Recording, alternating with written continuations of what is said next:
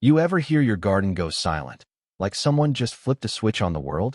One minute, I'm misting my prized lavender, watching droplets sparkle on the leaves, and the next, my sprinklers choke, sputter, and die, nothing but a sad drip hitting the dirt. That's when I saw her, Margaret Hensley, HOA president, standing at the edge of my property with a pair of bolt cutters and a smile like she'd just won a war.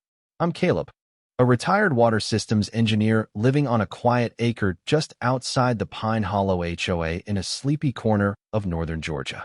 My place isn't fancy, just a cozy bungalow with a greenhouse full of herbs and flowers, a vegetable patch, and a well I helped dig back when this land was just fields and dreams. That well's my pride, my lifeline, and, as it turns out, the only thing keeping Pine Hollow's lawns green and their fountains bubbling. But Margaret, she decided it was her water to control. And she cut my irrigation line to prove it. She stood there, hands on her hips, and shouted across the fence, "Caleb, you're wasting our resources, and the HOA's done tolerating it. Problem is, I don't live in her HOA, and that water? It's mine." Let's back up. I bought this land 10 years ago, right after I retired from the county water department, wanting a spot where I could grow my plants and live free from nosy neighbors and their rulebooks. Pine Hollow's a gated community next door, perfect lawns, matching mailboxes, and an HOA that acts like they own the whole county. My property's just outside their line, no dues, no votes, no say over my sage or my mailbox color. The well, though, that's the kicker. I let the original developer tap into it years ago, a neighborly favor when the neighborhood was built. No contract, just a handshake.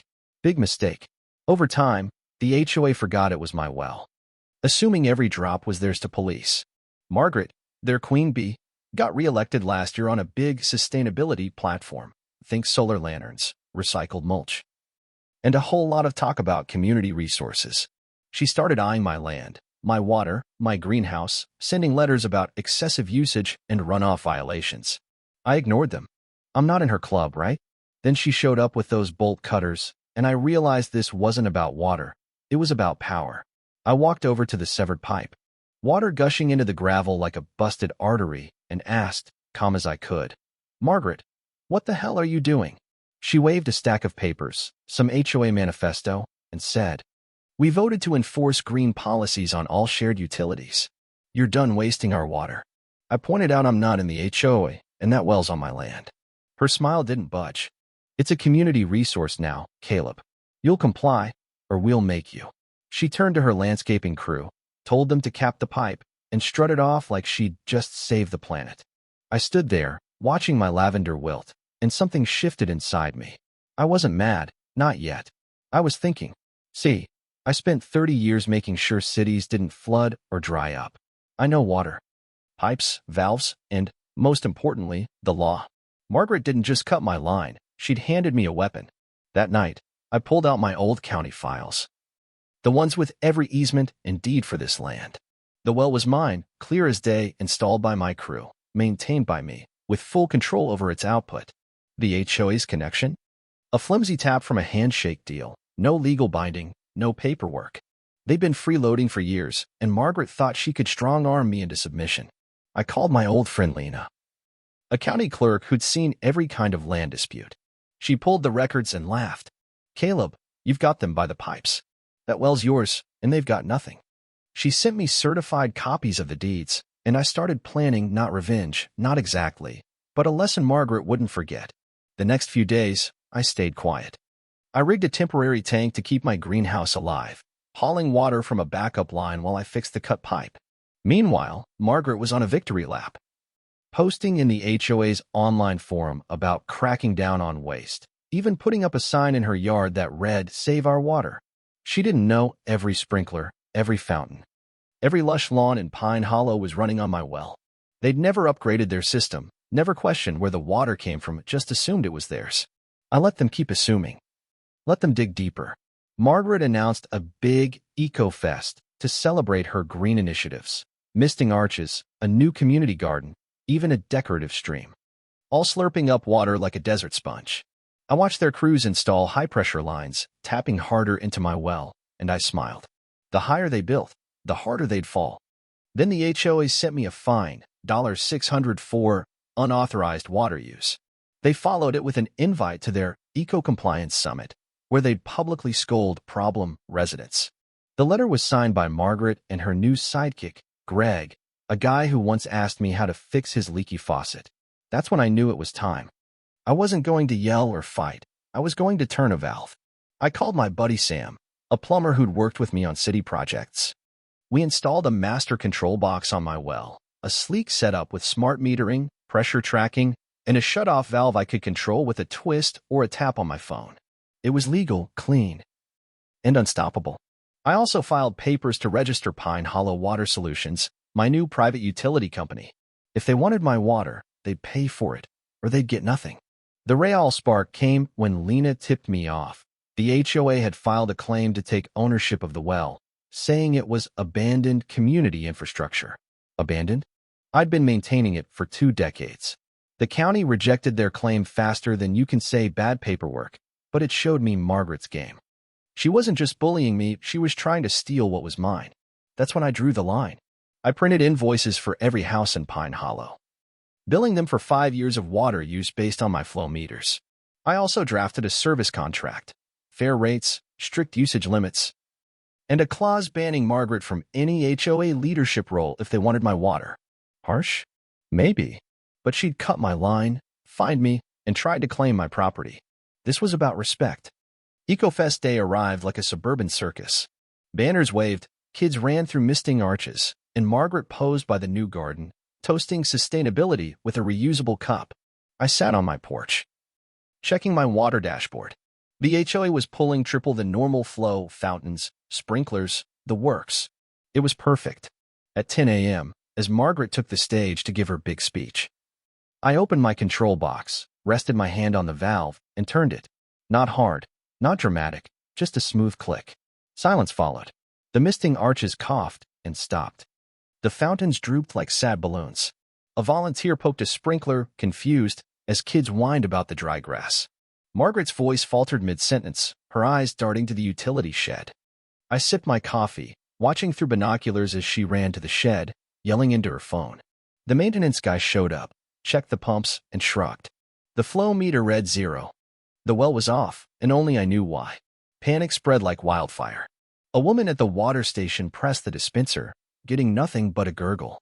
A guy watering his roses yelled about his dry hose. Then came the real blow. A grease fire broke out in a townhouse kitchen down the street. The fire crew arrived, hooked up to the hydrant, and turned it on. Nothing. They shouted for pressure, but the line was dead, tied to my well. They used a backup tank to douse the flames, but not before smoke damage wrecked the place. The fire captain, a grizzled guy named Tom, checked his tablet and read my name aloud. Pine Hollow Water Solutions, operator Caleb Reed.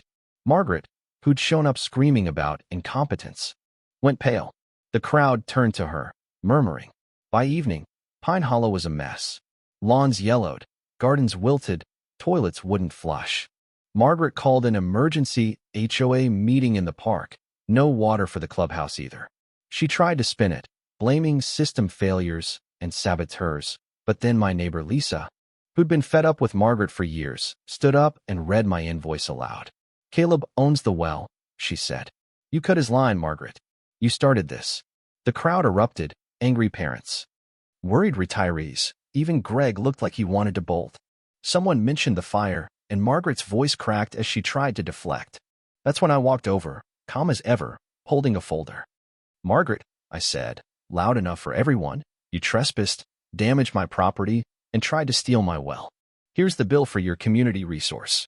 I handed her the folder, deeds, invoices, my utility license, and a cease and desist letter from my lawyer. Her hands shook as she opened it.